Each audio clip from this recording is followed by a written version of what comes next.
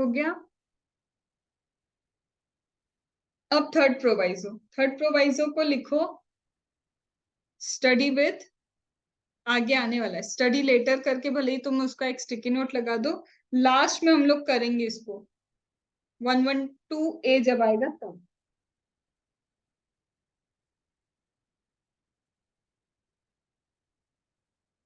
5 minute के लिए मेरा वीडियो ऑफ रहेगा, ठीक है।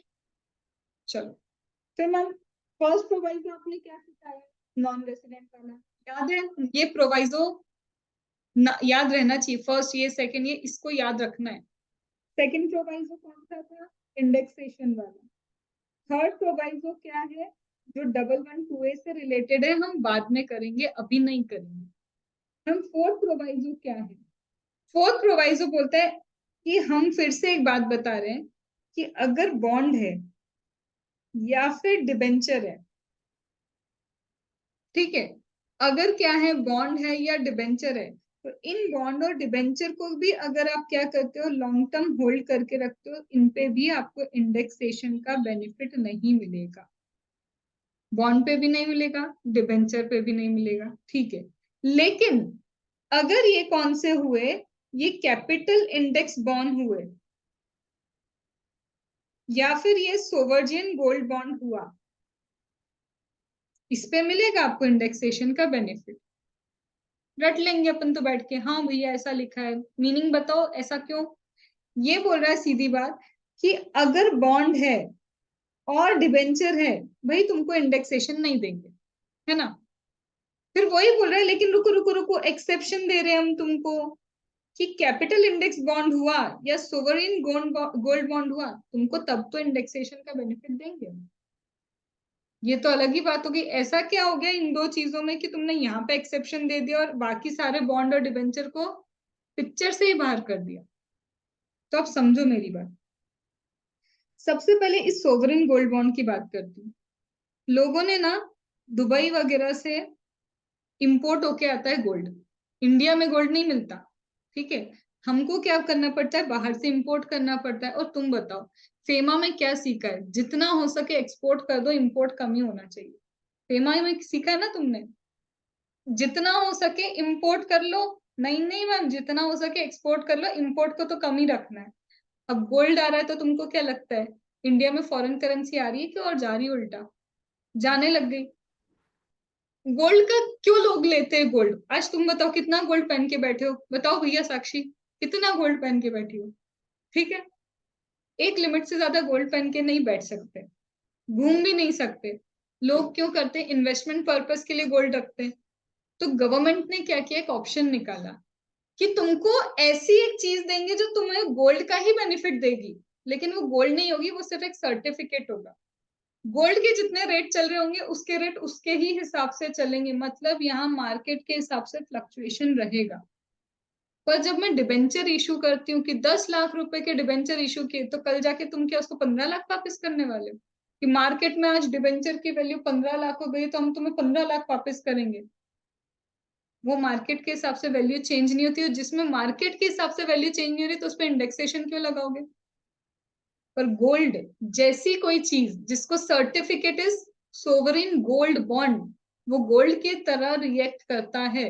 गोल्ड की मार्केट फ्लक्चुएशन है तो उस पर इंडेक्सेशन लगाना बनता है ना। आया, इसलिए सोवरिन गोल्ड बॉन्ड पे इंडेक्सेशन दिया। सेम ऐसे कैपिटल इंडेक्स बॉन्ड है, जहां पे ये मार्केट के फ्लक्चुएशन के हिसाब से चलता है, तो उसे मार्केट की वैल्यू पे लाना है मुझे, इसलिए मैं उस पर क्या दे रही हूँ, इंडेक्सेशन बेनिफिट दे रही हूँ। आया समझ में? डन। तो लोगों को बोला गोल्ड मत खरीदो, इंडिया में हम सर्टिफिकेट तो बहुत सारे बना सकते हैं, तो वो सर्टिफिकेट खरीद लो, गोल्ड का ही काम करेंगे तुम्हारे लिए, बस उनको पहन नहीं पाओगे। ठीक है, चलो, रीजन समझ में आ गया। डीटी तब याद रहेगा जब रीजन याद रहेगा, नहीं तो रटते ही रह जाओगे। ठीक है, चलो, ये हो गया मेरा फोर्थ प्रोवाइजो। फिर आगे क्या लिखा है मैम, आगे इसमें लिखा है no capital gain will arise in case of individual on redemption of sovereign gold bond issued by RBI. क्या सही बात बोली, मेरे तो हो रही हूँ बप्पी लहरी। मेरे को तो चाहिए गोल्ड ही गोल्ड, ठीक है। बप्पी लहरी को बोला तुम सोवरिन गोल्ड बॉन्ड खरीद लो, उन्होंने खरीद लिया सोवरिन गोल्ड बॉन्ड। उन्होंने कहा मैं बेचूंगा तो कैपिटल गेन भी तो लगाओगे तुम, तो बोला इंडिविजुअल हो, हाँ तुमको स्पेशली बेनिफिट दे रहे कि अगर एक individual sovereign gold bond redeem करता है तो लो कैपिटल गेन भी छोड़ दिया। क्यों कर रहे हैं? For the promotion of sovereign gold bond, ताकि और प्रमोट हो। एक चीज बताओ, इंडिविजुअली तो खरीदता है गोल्ड, कौन सी कंपनी गोल्ड खरीद खरीद के बैठेगी? समझ में? बट हाँ इंस्टीट्यूट ये दे सकता है HUF redeem sovereign gold bond, तो एचयूएफ को कैपिटल गेन लगेगा, इंडिविजुअल को on redemption of sovereign gold bond capital gain नहीं लगेगा। ठीक है, तो क्या लिखोगे वहां? एचयूएफ के लिए टिक, कैपिटल गेन, इंडिविजुअल के लिए नहीं, वहां पे कैपिटल गेन भी नहीं है। Ma'am here redemption of sovereign gold bond means अगर उसको सेल भी कर रहा है तो भी कैपिटल गेन नहीं लगेगा ना? लेट मी कंप्लीट, अभी रुको, इतना लिख लो।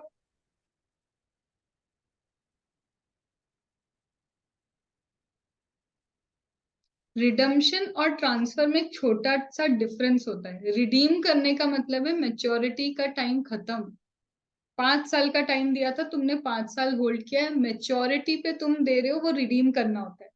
बट मेच्योरिटी के पहले अगर ट्रांसफर करते हो तो वो ट्रांसफर होता है, वो रिडीम करना नहीं होता।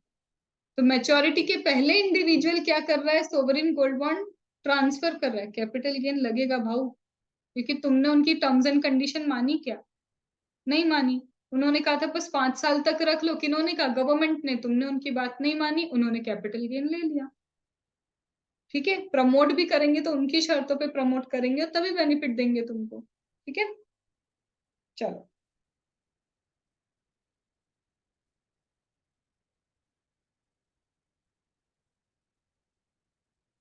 मैम कंपनी ने सोवरिन गोल्ड बॉन्ड लेके रखा है, कंपनी ने सोवरिन गोल्ड बॉन्ड लिया है और कंपनी उसे रिडीम करती है मेच्योरिटी पे, बोलो कैपिटल गेन लगेगा हाँ या ना?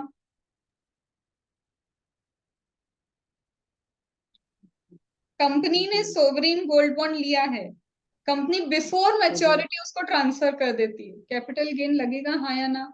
लगेगा। लगेगा। इंडिविजुअल ने सोवरिन गोल्ड बॉन्ड लिया है और इसे बिफोर मैच्योरिटी रिडीम कर, बिफोर मैच्योरिटी सेल कर दिया, कैपिटल गेन लगेगा? लगेगा। हाँ लगेगा। इंडिविजुअल ने सोवरिन गोल्ड बॉन्ड लिया है, रिडीम करा है, कैपिटल गेन लगेगा? नो।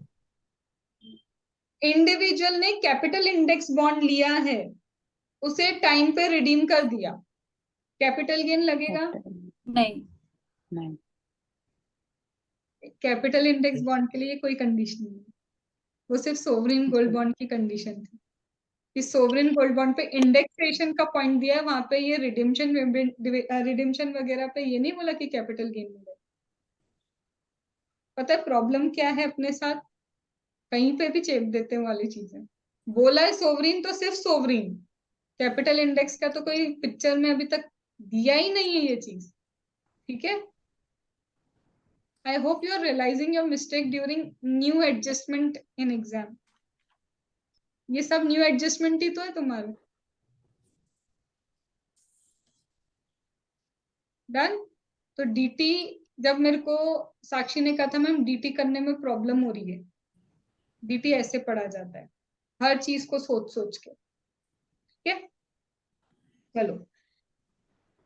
कंपनी ने, ठीक है, कंपनी ने सोवरीन गोल्ड बॉन्ड लिया, ठीक है, कंपनी ने क्या किया? सोवरीन गोल्ड बॉन्ड लिया, 2 इयर्स के अंदर उसको सेल कर दिया।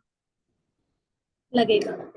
सोच के, सोच के, कंपनी ने सोवरीन गोल्ड बॉन्ड लिया, 2 इयर्स के अंदर उसको सेल कर दिया। पहले तो फोकस करो, ये सोवरिन गोल्ड बॉन्ड का टेन्योर क्या है? 1 ईयर, 2 ईयर या 3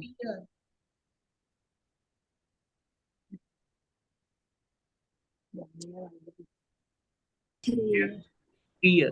कैसे बोल दिया? कैसे कुछ भी बोल दिया कि इंडेक्सेशन लगेगा या नहीं लगेगा? भाई शॉर्ट टर्म पे तो इंडेक्सेशन का कमाल ही नहीं होता। समझ में आया? अब क्या करा मैंने? सिर्फ पीरियड ऑफ होल्डिंग का एक तड़का लगाया, फिर से पूरा की पूरी चीज हो गई चेंज। डन। फिर से HUF ने कैपिटल इंडेक्स बॉन्ड लिया, ठीक है, HUF ने कैपिटल इंडेक्स बॉन्ड लिया और उसको with in a year transfer कर दिया। इंडेक्सेशन दोगे हाँ या ना? शॉर्ट टर्म शॉर्ट टर्म में इंडेक्सेशन नहीं देंगे, ठीक है। फिर से इंडिविजुअल ने कैपिटल इंडेक्स बॉन्ड लिया, 4 इयर्स में उसको सेल कर दिया,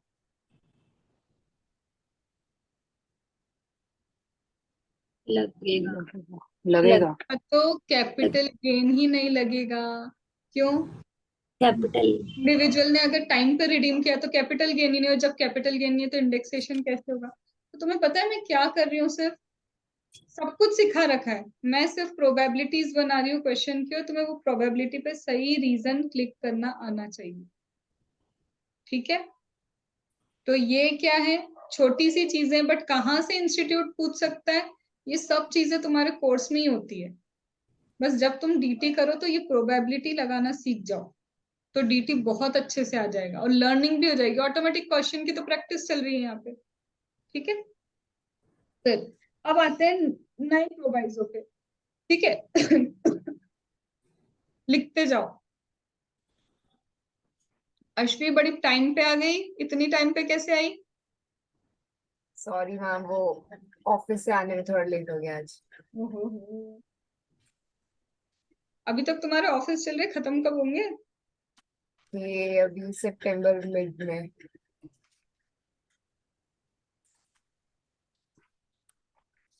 क्या करे बेचारे बच्चे छोटे छोटे। हाफ सीए किसने देख लिया? Web series. ओहो, टाइम ही नहीं मिला किसी को भी हाफ सीए देखने का।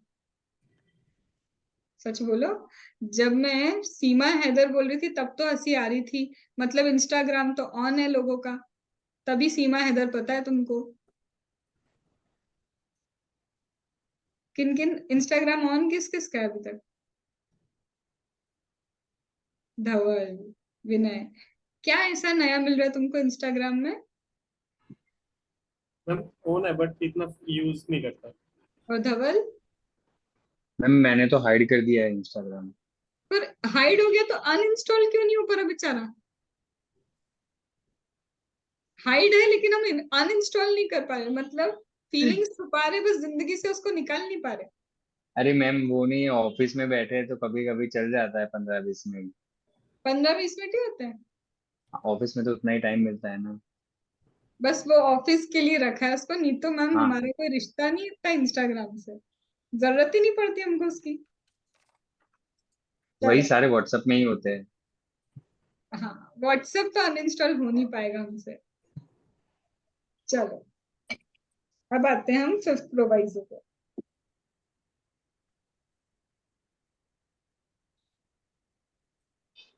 अब फिफ्थ प्रोवाइजो क्या बोलता है? फिर से बेचारे नॉन रेसिडेंट के बारे में ही बोल रहा है वो, ठीक है। बोलता है कोई भी गेन हुआ है, एनी गेन। क्यों? क्योंकि रुपी एप्रिसिएशन होता है,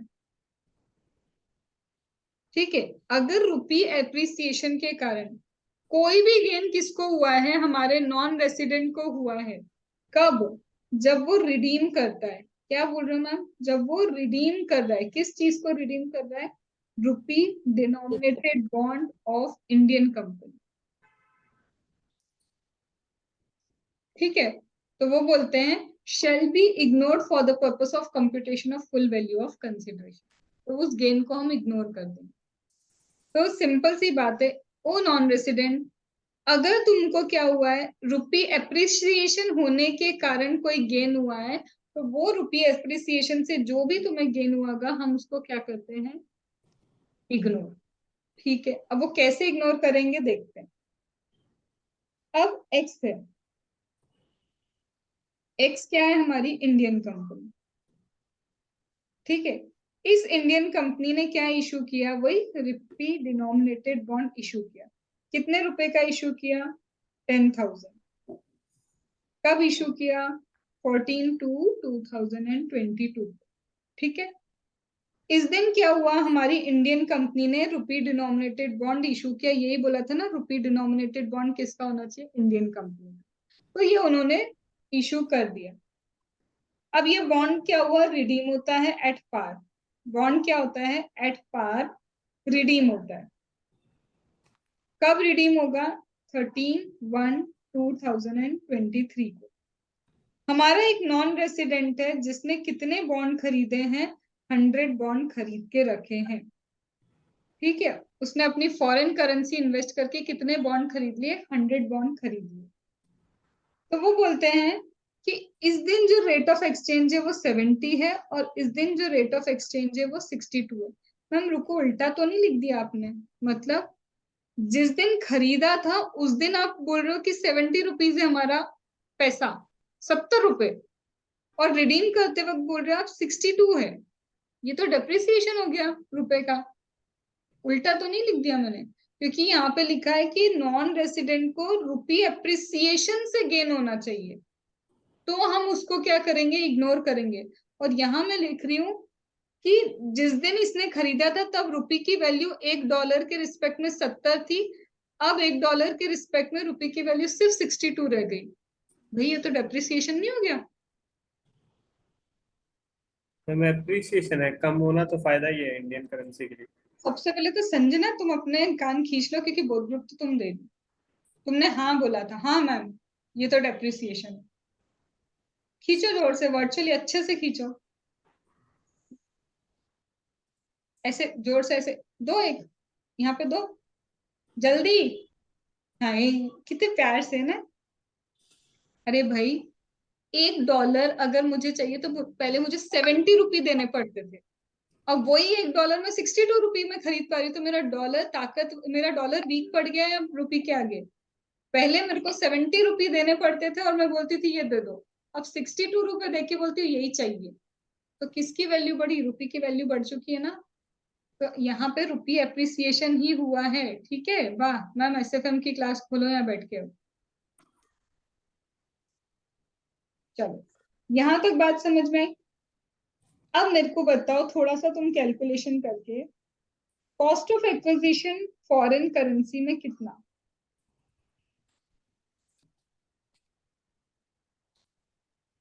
फॉरेन करेंसी में इसका कॉस्ट ऑफ एक्विजिशन इतना, रिडेम्पशन प्राइस कितना फॉरेन करेंसी में, ये बुक में ही दिया हुआ है, मैं सिर्फ नोट कर रही हूँ समझाने के लिए।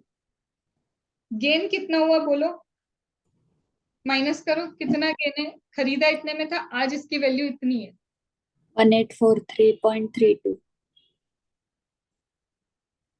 अब मेरे को एक चीज बताओ, रुपी अप्रिसिएशन हुआ मैम? हाँ, रुपी अप्रिसिएशन होने के कारण क्या हुआ, कुछ गेन हुआ? रुपी अप्रिसिएशन से जो गेन हुआ वो सीधे क्या बोल रहा है, क्या तुम नॉन रेसिडेंट हो? हाँ। क्या तुमने रुपी डिनोमिनेटेड बॉन्ड खरीदा है?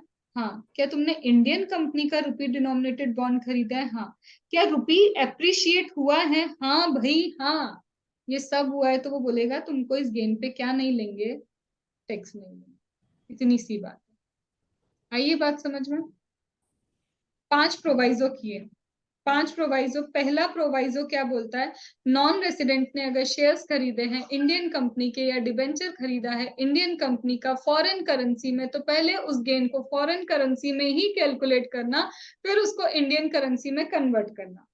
सेकेंड था प्रोवाइजो, इंडेक्सेशन का benefit long term capital gain में मिलेगा। थर्ड वाला स्किप किया है 1112A का बाद के लिए। फोर्थ वाला क्या कहता है, कैपिटल इंडेक्स बॉन्ड या फिर सोवरिन गोल्ड बॉन्ड, इस पे तो इंडेक्सेशन है भाई, लेकिन अगर कोई और बॉन्ड है, कोई और डिबेंचर है, तो इस पे इंडेक्सेशन का बेनिफिट नहीं मिलेगा। और फिफ्थ क्या बोलता है, ओ नॉन रेसिडेंट, अगर तुमने रुपी डिनोमिनेटेड बॉन्ड लिए हैं इंडियन कंपनी के और रुपी अप्रिसिएशन से तुम्हें गेन होता है, तो ये गेन क्या है, इग्नोर किया जाए। याद हो गए, ये 5 है। अब आते हैं हम किस पे, 6 प्रोवाइजो। 6 प्रोवाइजो को भी अभी क्या करना है, हमको थोड़ी देर रोक के रखना। फिर आते हैं हम 7 प्रोवाइजो। तो 7 प्रोवाइजो क्या है, security transaction tax are not allowed. क्या बोला है, security transaction tax are not allowed. अगर आप एसटीटी पे करते हो सेल करने पे, एसटीटी पे करते हो परचेस करने पे, शेयर्स या यूनिट को परचेस करते हो, एसटीटी पे करते हो, तो बोलता है ये अलाउ नहीं होगा अंडर कैपिटल गेन। मैं शेयर्स खरीद रही हूँ, मैंने एसटीटी पे किया, तो बोलता है ये तुम्हारा क्या नहीं माना जाएगा, परचेस कॉस्ट में काउंट नहीं होगा। मैं सेल करती हूँ, एसटीटी पे करती हूँ, बोलता है ये एक्सपेंस भी नहीं माना जाएगा। पर पीजीबीपी तो पढ़ा है तुमने भी और मैंने भी। पीजीबीपी ने तो स्पेसिफिकली लिखा था इफ एसटीटी इज पेड तो वो एक्सपेंसेस हैं। बोलना क्या चाहते हो, अगर इन्वेस्टमेंट पर्पस के लिए शेयर्स खरीदे, इन्वेस्टमेंट के पर्पस के लिए आपने किसी यूनिट को खरीदा, तब अगर एसटीटी पे करते हो तो इसका अलाउंस नहीं है। पर वही अगर ये इन्वेस्टमेंट नहीं है, मेरा स्टॉक इन ट्रेड है, मेरे शेयर्स वगैरह मेरे बिजनेस का हिस्सा है, अब मैं एसटीटी पे कर रही हूँ, तो ये एक्सपेंसेस अलाउ होते हैं। तो कैपिटल नेचर में अलाउ नहीं होंगे, पीजीबीपी में भर लो तब क्या हो जाएंगे, ये अलाउ होते हैं। आया, डन। तो ये हो गए तुम्हारे 7 प्रोवाइजो। क्विकली तुम्हें सिर्फ 1 मिनट दे रही हूँ, 7 प्रोवाइजो को आंख बंद करके रिकॉल करने को, बुक नहीं ओपन होनी चाहिए। 1 मिनट में रिकॉल करो कि 1 से लेके 7 तक पढ़ा क्या है।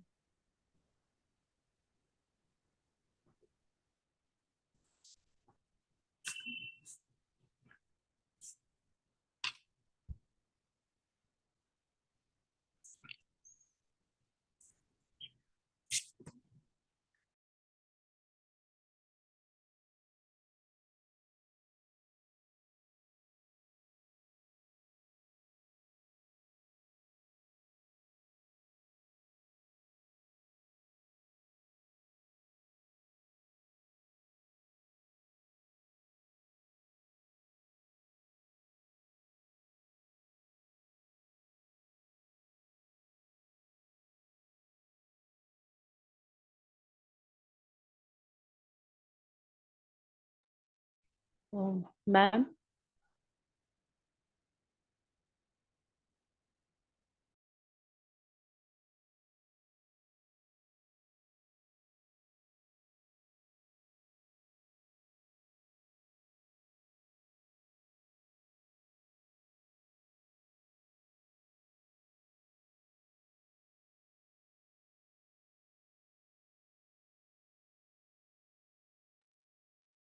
पहले पढ़ो फिर पूछना कुछ।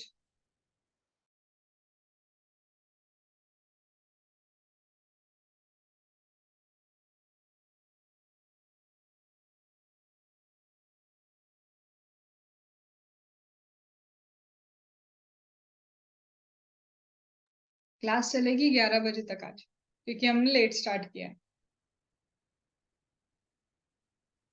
कितने खुश लग रहे हो तुम लोग।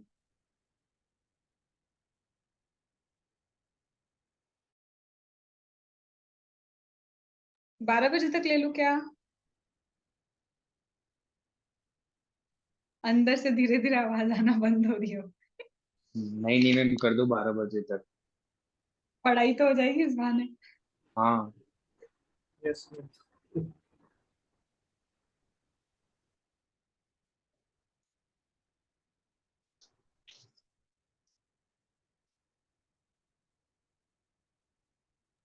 असेसमेंट प्रोसीजर कर लिया टारगेट में?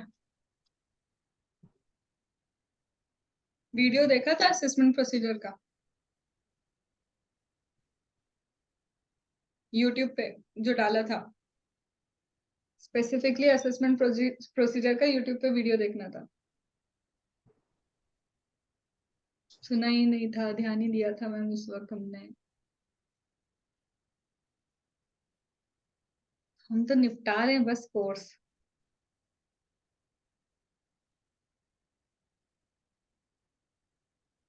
विनय ने तो देखा था ना असेसमेंट प्रोसीजर, तो टारगेट दिया था जब अब कौन क्लास सा के टाइम। क्लास के टाइम पे? हाँ,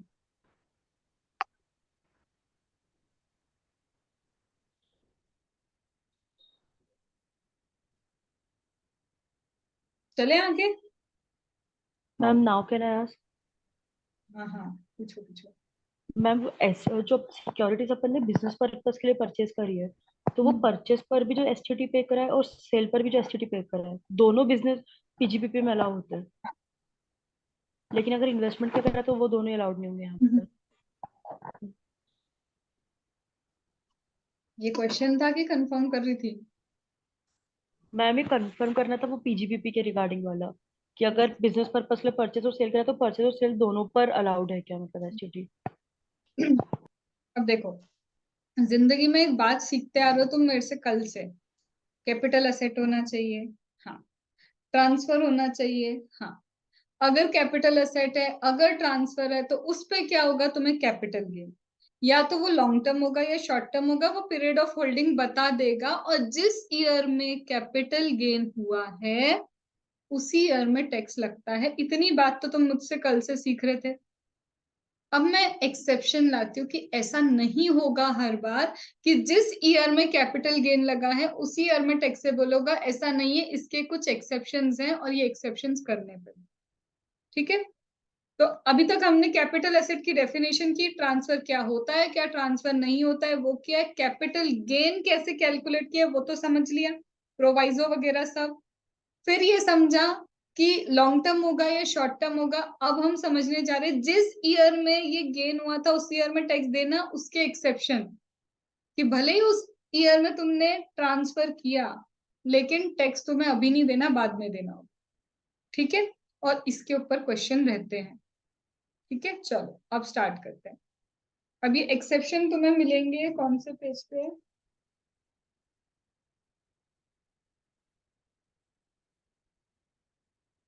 हम्म, 34, पेज नंबर 34 पे एक्सेप्शन।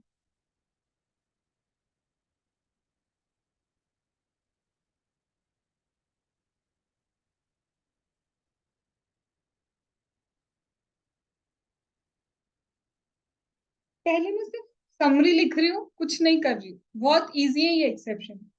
किस चीज का एक्सेप्शन है? देखो 45 बोलता है जिस ईयर में ट्रांसफर। मैम आवाज गई। कहाँ चली गई? अब आ रही है? चलो, हाँ मैम। जिस ईयर में ट्रांसफर किया है उस ईयर में टैक्स पे करना है, ऐसा जमाने ने बताया था हमको, लेकिन हमने क्रिएट किए कुछ एक्सेप्शन। अब एक्सेप्शन नंबर 1 क्या है? तो एक्सेप्शन नंबर 1 बोलता है, देखो ट्रांसफर तुमने बहुत सीखा है मेरे से। वो बोलता है देखो, अगर आप क्या करते हो, कन्वर्जन करते हो। मैम ये क्या बोल रहे हो, कन्वर्जन? कन्वर्जन कहाँ से हमारा ट्रांसफर हुआ? तो सेक्शन नंबर 2 सब सेक्शन 47 में ये लिखा है, सेल एक्सचेंज बार्टर के साथ कन्वर्जन भी लिखा है, कैपिटल एसेट को स्टॉक इन ट्रेड। तो क्या कन्वर्जन ट्रांसफर है? बोलो हाँ। कहाँ लिखा है कन्वर्जन इज द ट्रांसफर? 247। 47 के अंदर। यहाँ तक ओके, ऑल क्लियर? तो बोलते हैं जब आप कन्वर्जन करते हो कैपिटल असेट का, किसमें? स्टॉक इन ट्रेड में। ठीक है, कन्वर्जन का मतलब ये ट्रांसफर हो गया। अरे हाँ, कन्वर्जन किया मतलब क्या हुआ? ट्रांसफर हुआ। जैसे ही कन्वर्जन किया इसका मतलब क्या? ट्रांसफर हो गया। तो मैंने क्या किया, कैपिटल असेट को स्टॉक इन ट्रेड में कन्वर्ट किया। आज क्या डेट है? 28 अगस्त को ही कन्वर्ट कर लिया मैंने। तो इसी ईयर में क्या हो गया, ये तो ट्रांसफर हो गया। लेकिन बोलता है टैक्स अभी मत भरो। क्यों? बोलता है टैक्स तब भरना जब एक्चुअल में ये स्टॉक इन ट्रेड तुम्हारा क्या हो जाएगा? सेल हो जाएगा। जिस वक्त एक्चुअल में ये क्या हो जाएगा? सेल हो जाएगा। उस वक्त तुम क्या करना, हमको दे देना क्या? कैपिटल गेन पे टैक्स। तो ये क्या हो गया मैम? 2023 आपने तो इस ईयर में कन्वर्जन किया था। और सपोज करो मैम आपका ये स्टॉक इन ट्रेड बिकता है कब? ये सेल होता है 2025 में। तो this is an exception. Year of transfer में तुम्हें टैक्स पे करने को नहीं मिला। ठीक है, इस पे अब क्वेश्चन कैसा है वो समझना। मैम देखो, आज जब मैंने कैपिटल असेट को कन्वर्ट किया किसमें? स्टॉक इन ट्रेड में। यहाँ पे कैपिटल एसेट जब स्टॉक इन ट्रेड में कन्वर्ट हुआ होगा, मैम यहाँ पे मुझे एक्चुअल में कोई रेवेन्यू मिला क्या? सच में कोई पैसा मेरे पास आया क्या? नहीं। पर यहाँ पे मैम ये तो मान सकते हैं ना, फेयर वैल्यू, जो भी इसकी फेयर वैल्यू होगी मैं मानूंगी उतने पे ही मैंने इसको कन्वर्ट किया। आज के दिन सपोज करते मैम इस कैपिटल एसेट की फेयर वैल्यू कितनी थी, मान लेती हूँ मैं 20 लाख थी, और जब इस कैपिटल एसेट को खरीदा था ना, सिर्फ कितने में खरीदा था, 12 लाख में। तो ये क्या हो गया ma'am, 20 lakh fair market value ही मेरे लिए हो गई fair value of asset, full value of consideration. इसमें से मैंने कॉस्ट ऑफ एक्विजिशन माइनस कर दिया, ये क्या हो गया मैम, ये हो गया कैपिटल गेन। चलो ना मैम कैपिटल गेन भरते नहीं, ईयर ऑफ ट्रांसफर पे नहीं भरना, तो कब भरना है, जब ये स्टॉक इन ट्रेड सेल होगा। मतलब अब समझना, बहुत ध्यान से समझना, स्टॉक इन ट्रेड सेल होगा मतलब मैं बोलती हूँ केस नंबर ए, पूरा की पूरा स्टॉक इन ट्रेड एक ही दिन में बिक गया। कितने का बिक गया मैम, 25 लाख में। बहुत अच्छी बात। तो अब यहाँ पे होगा PGBP, profit and gains from business and profession होगा ना, क्योंकि now it is stock in trade. क्या ये बात समझ में आई? मैंने कैपिटल असेट को स्टॉक इन ट्रेड में कन्वर्ट किया। फ्रिद, स्टॉक इन ट्रेड में जिस दिन कन्वर्जन हुआ, ये कन्वर्जन मेरा ट्रांसफर था, तो पहले तो कैपिटल गेन कैलकुलेट हुआ। आज के बाद इसके रिश्ते नाते कैपिटल गेन से खत्म हो गए, अब ये स्टॉक इन ट्रेड है। अब जब बिकेगा तो जो गेन होगा ना, वो होगा बिजनेस का गेन। बट मैम बिजनेस का गेन निकालोगे कैसे? चलो ये तो 25 लाख सेल्स है, कॉस्ट क्या है, कॉस्ट 12 लाख लोगे या 20 लाख लोगे, कैसे 20 लाख। बात है ना? 20 लाख। तो यहाँ 5 लाख हो गया पीजीबीपी। इतनी बात समझ में आई? ये फैंटेसी तो तब चलेगी जब पूरा की पूरा स्टॉक इन ट्रेड एक बार में बिक गया। अब मैं पता है क्या बोलती हूँ, इतना बिका, ओनली 75% बिका। प्रोपोर्शनेट भी हो सकता है ना, तो मुझे यहाँ पे कैपिटल गेन जो पे करना होगा वो भी कैसा पे करना होगा, प्रोपोर्शनेट। Proportionately. कैसे कैसे कैसे? इसका यूनिटरी मेथड कौन बना के बता सकता है? इसकी भी तो यूनिटरी मेथड होगी ना प्रोपोर्शनेट की, कि अब कितना कैपिटल गेन पे करोगे, तो बताओ। तो 25 लाख मिला 75% के लिए, तो 20 लाख के लिए कितना? 15 लाख। इसको मैं कैसे बोलूं? अगर 25 लाख क्या था, ये तो 25 lakh overall stock in trade बिका, मेरे को पहले ये पता होना चाहिए ना कि कितने में 75% बिक रहा है। जब मेरा ओवरऑल 25 लाख पे इतना है, तो जब इतने का बिका तो उस पे कैपिटल गेन कितना, समझे? ये तुमको पता है क्या है? ये बिल्डिंग के ऊपर एक क्वेश्चन है, बिल्डिंग करके है, और बिल्डिंग का ये क्वेश्चन है कि बिल्डिंग्स में से इतनी बिल्डिंग बिक गई, आधी बिल्डिंग बिक गई। मेरे पास 15 बिल्डिंग थी जिनको मैंने क्या किया, स्टॉक इन ट्रेड में कन्वर्ट किया। उन 15 बिल्डिंग में से 5 बिक गई, तो 5 का, जब 15 का कैपिटल गेन इतना, तो 5 का कैपिटल गेन कितना, उतना तुमको पे करना है। वो ऐसा क्वेश्चन, ठीक है? आया? तो this is the first exception to your, जिस साल में तुमको ट्रांसफर हुआ उस साल में कैपिटल गेन दो। उसका फर्स्ट क्या है, conversion of capital gain, capital asset into stock in. ठीक है? अब इससे ज्यादा टफ वाले तो कुछ भी नहीं है। फिर क्या आता है मैम दूसरा? मैम एक चीज बताओ, अगर उल्टा करें, स्टॉक इन ट्रेड को मैं कन्वर्ट कर दूं किसमें, कैपिटल एसेट में। सुनना बहुत ध्यान से, board not visible stock ma'am, इन, हाँ बोर्ड नहीं दिख रहा है मैम। शेयर ही नहीं किया। स्टॉक इन अभी ठीक है? यस हाँ, मैम। अब उल्टा करते मैम, स्टॉक इन ट्रेड को मैं कैपिटल एसेट में कन्वर्ट कर दूं तो तब भी क्या आप यही अप्लाई करोगे ना? क्यों, समझना। ये जिन जिन लोगों ने पीजीबीपी कर लिया होगा, भगवान करे उन्होंने ये पढ़ा हो वहां पे, क्या था मैम, स्टॉक इन ट्रेड को कैपिटल एसेट में कन्वर्ट कर रहे हो। यहाँ पे तुम्हें पता है जीवन में पहली बार नोशनल गेन पे इन्होंने टैक्स लगाया। और जिन लोगों ने पीजीबीपी करा है, तो हमने सेक्शन नंबर 28 में स्पेसिफिकली लिखा था कि स्टॉक इन ट्रेड जब कैपिटल असेट में कन्वर्ट होता है, तो उसका जो फेयर मार्केट वैल्यू है वो पीजीबीपी हेड में उसी वक्त टैक्सेबल कर देता है। रीजन क्या समझा था कि मैम जब capital asset stock in trade में कन्वर्ट होगा, तो this stock in trade is expected to be sold in 12 months. इसकी एक्सपेक्टेशन होती है कि जल्दी बिक जाएगा 12 महीने में। पर जब तुम इसको कैपिटल एसेट बना रहे हो सकता है इसको तुम कभी बेचोगे भी नहीं, तो हम क्यों वेट करेंगे तुम्हारा गेन होने का? अभी की अभी नोशनल गेन पे क्या दे दो, हमको टैक्स दे दो। रीजन याद आया? एंड रीजन तुम लोग को समझ में आया जिन्होंने नहीं किया था, क्योंकि सीधी बात है ना, स्टॉक इन ट्रेड में कन्वर्ट किया तो पता है 12 महीने में बिकेगा, उनको पैसा मिलेगा, एक्सपेक्टेड है। बट कैपिटल एसेट में कन्वर्ट कर दिया तो वो तो होता ही क्या है, इंडेफिनिट टाइम तक रख सकते हो उसको, तो तब क्यों वो लोग वेट करेंगे। ठीक है, डन। अब दूसरा क्या आ गया, इसमें डायरेक्ट पीजीबीपी में तुमको टैक्स कर देते, यहाँ पे वो वेट करने वाला फंडा कुछ भी नहीं है। अब आते हैं दूसरे वाले पे एक्सेप्शन पे।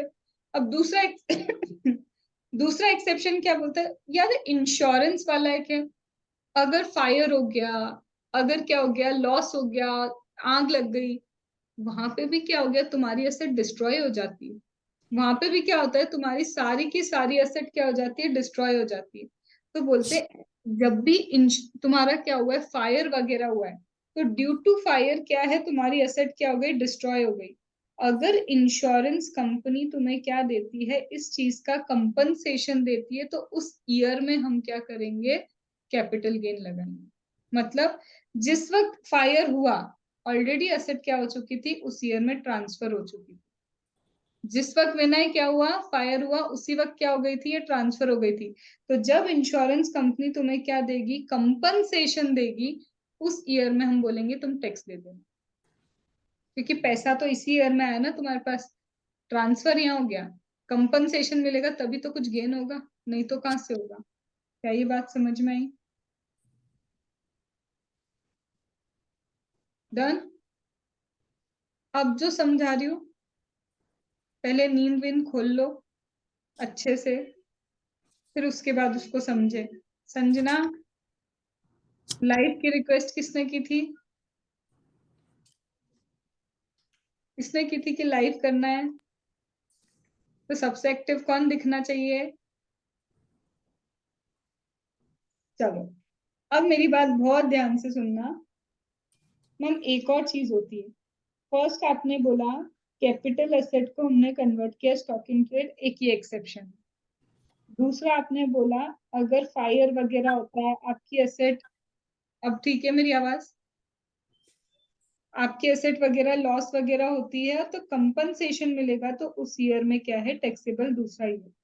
थर्ड क्या है, थर्ड काम का है मैम, कई बार ना कंपलसरी एक्विजिशन हो जाता है हमारी एसेट का। Compulsory acquisition is a transfer. हाँ, 247 में स्पेसिफिकली लिखा है compulsory acquisition is also a transfer.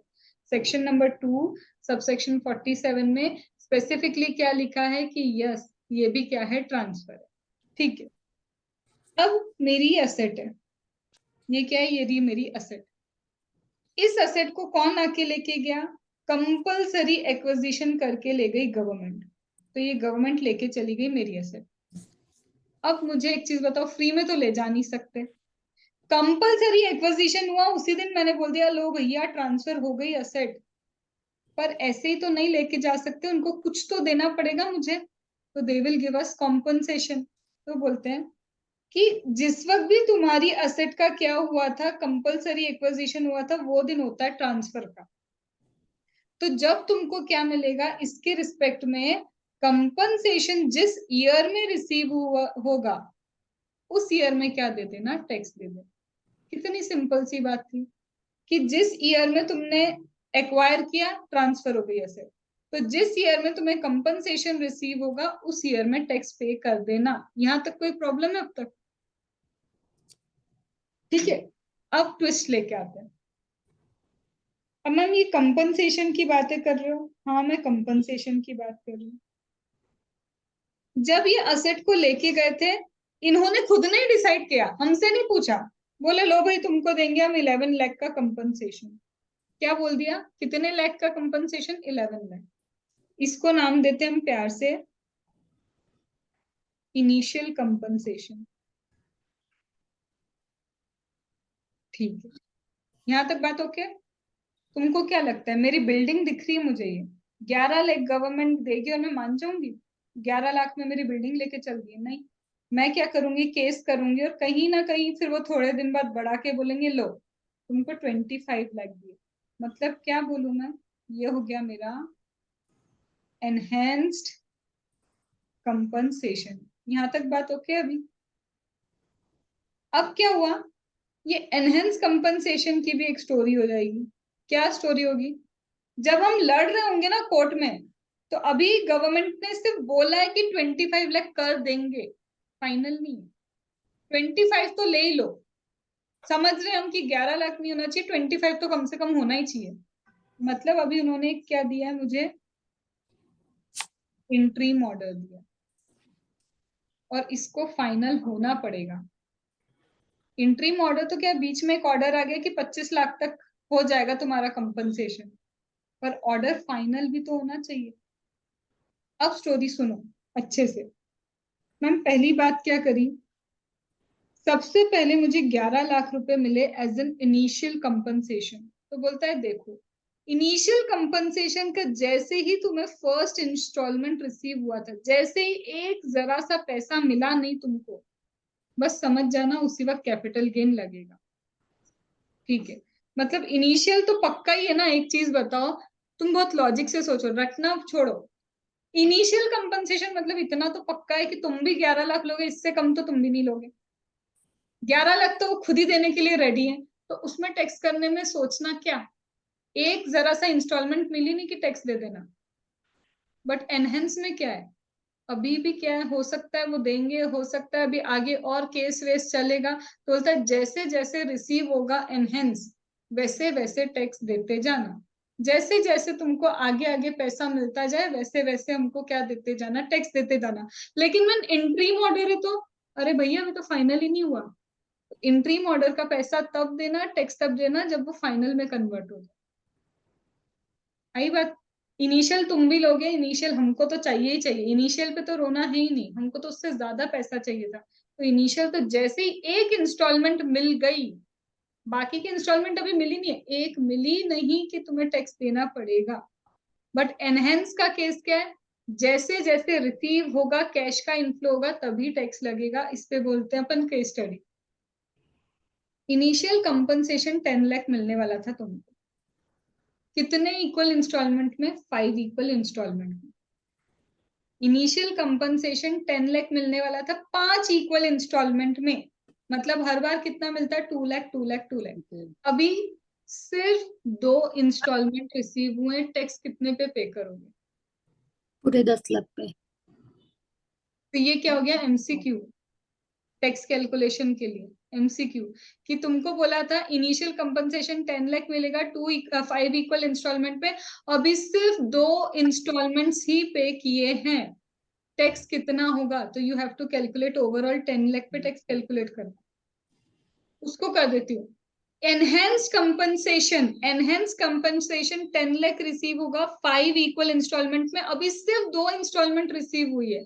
अब कितने पे टैक्स कैलकुलेट करोगे, 2 पे। 2 पे। ठीक है, क्यों, क्योंकि एनहेंस था, जितना रिसीव होगा उतना। इंट्रीम कंपनसेशन बोला है 10 लाख तुम्हें रिसीव होगा, ठीक है, इंट्रीम कंपनसेशन बोला है तुम्हें 10 लाख रिसीव होगा, एंड अभी तक कुछ रिसीव हुआ नहीं है। अब क्या करोगे, लिख के आओगे जब तक फाइनल नहीं होता तब तक टैक्स नहीं लगेगा। तो क्या था, इतनी सी बात थी, उसका क्या बन गया, क्वेश्चन। ठीक है, जल्दी से इसको एक बार देख लो।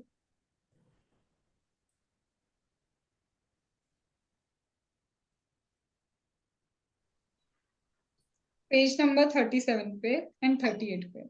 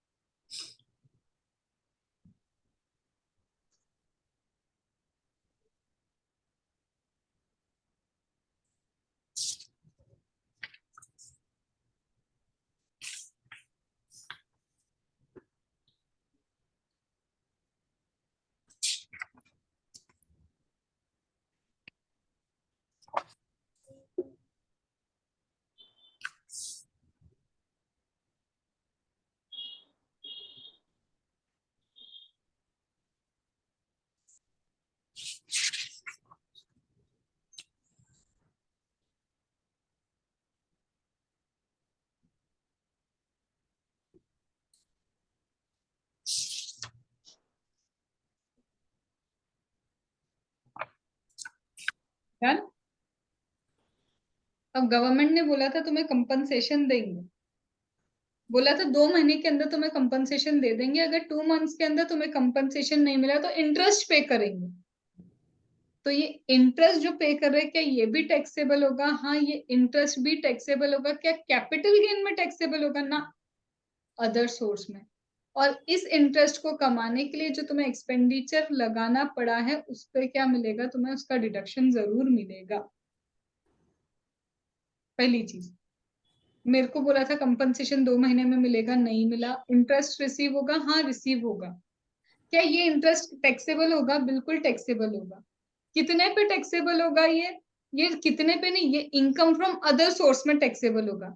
अब मैम इस इंटरेस्ट को कमाने के लिए मेरे को क्या लगा? एक्सपेंस लगा। तो क्या मुझे डिडक्शन दोगे? दोगे, लेकिन ये एक फिक्स डिडक्शन कितना बोल दिया है? 50%। तुमको क्या मिल जाएगा? 50% deduction will be allowed under section 57। मतलब मैम इंटरेस्ट मिल रहा है 2 लाख रुपए का, टैक्स कितने पे लगेगा? 1 लाख। ठीक है, तो इतना इंपॉर्टेंट था यहाँ तक के लिए।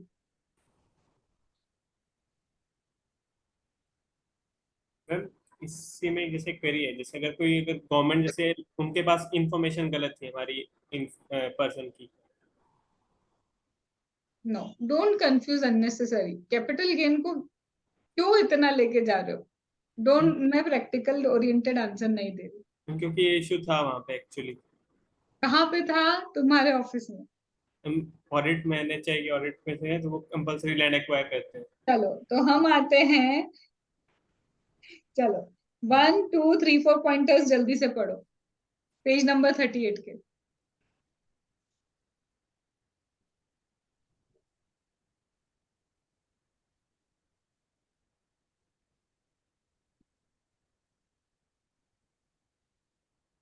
मैम इंटरेस्ट अर्न करने के लिए एक्सपेंसेस हुए हो या नहीं हुए हो 50% का डिडक्शन दे ही देंगे।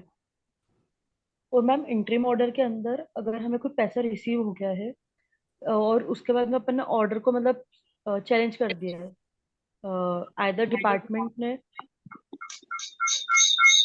ऑर्डर क्यों चैलेंज करोगे जब तक वो फाइनल ही नहीं हुआ? बेचारा कोर्ट उस पर फिक्स नहीं है कि क्या करना है, उसका चैलेंज होता ही नहीं। हमेशा फाइनल अच्छा ऑर्डर पे चैलेंज किया जाता है। अच्छा, तो इंटरिम ऑर्डर के अंदर अगर अपन को मिल चुका है पैसा, लेकिन उसको चार्ज जब करेंगे जब फाइनल ऑर्डर पास हो गया है, मतलब टैक्स लगा देंगे। और फिर फाइनल ऑर्डर आ गया है, उसके बाद में वी कैन चैलेंज इट, लेकिन टैक्स तो ऑलरेडी लग चुका होगा उस पर, भले ही उसका केस फिर अपर अथॉरिटी के पास चल रहा हो तो भी टैक्स इसलिए लग तो जाएगा। एनहेंस कंपनसेशन हो गया, इसलिए तो नाम ही तो उसका एनहेंस्ड है, इसलिए। ठीक हाँ है, मतलब समझ लो हाई कोर्ट का फाइनल ऑर्डर आ गया, लेकिन तो भी उस पर टैक्स लग जाएगा, चाहे उसका केस सुप्रीम कोर्ट में चल रहा हो, पेंडिंग हो तो भी। ठीक है। चलो। अब मिस्टर एक्स थे, मिस्टर एक्स को कंपनसेशन रिसीव होना था, बेचारे मिस्टर एक्स ऑलरेडी एक्स हो गए, मतलब इस दुनिया में नहीं रहे। ठीक है, अब क्या हुआ? मिस्टर एक्स को मिलने वाला था पैसा, वो तो रहे नहीं, वाई को मिल गया। अब क्या वाई को अदर सोर्स में टैक्स करोगे उस कंपनसेशन के लिए, कि कैपिटल गेन में ही टैक्सेबल होगा? ये कैपिटल स्पेसिफिकली लिख के रखा है कि अगर जो इंसान को रिसीव होना था कंपनसेशन, उन इंसान को भगवान ने याद कर लिया है, तो जिसने भी ये रिसीव किया है पैसा उसको भी कैपिटल गेन में ही भरना पड़ेगा, तो वो अदर सोर्स में लेके नहीं जाएगा उसको। इसको इम्पोर्टेंट मार्क करो, ये केस स्टडी के फॉर्म में भी आ सकता है।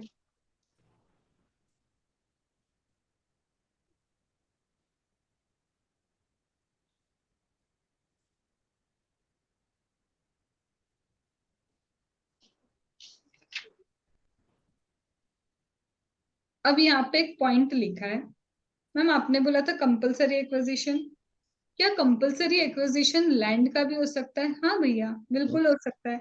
कंपलसरी एक्विजिशन अगर मैम रूरल एग्रीकल्चर लैंड का हो गया तो, बहुत ध्यान से, compulsory acquisition rural agriculture land का हुआ तो कैपिटल ना तो वो कैपिटल एसेट है, ठीक है, कैपिटल एसेट है ही नहीं, तो यहाँ तो मैम ट्रांसफर वगैरह की बातें खत्म ही हो जाएगी, तो यहाँ कोई गेन का काम नहीं होगा। लेकिन कंपलसरी एक्विजिशन अर्बन लैंड का हुआ तो, अर्बन एग्रीकल्चर लैंड, उसका क्या करोगे?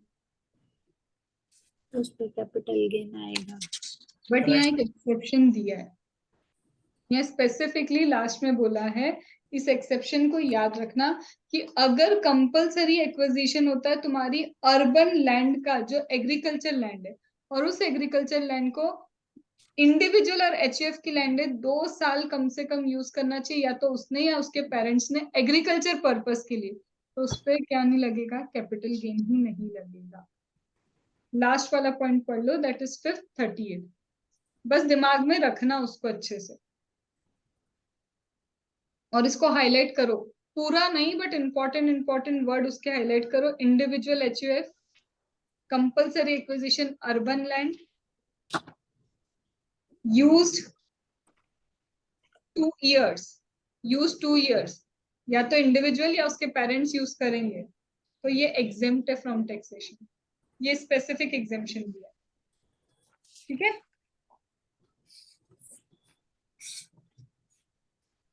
यहां तक तुम लोग को करके रखना है, ठीक है, कंपलसरी।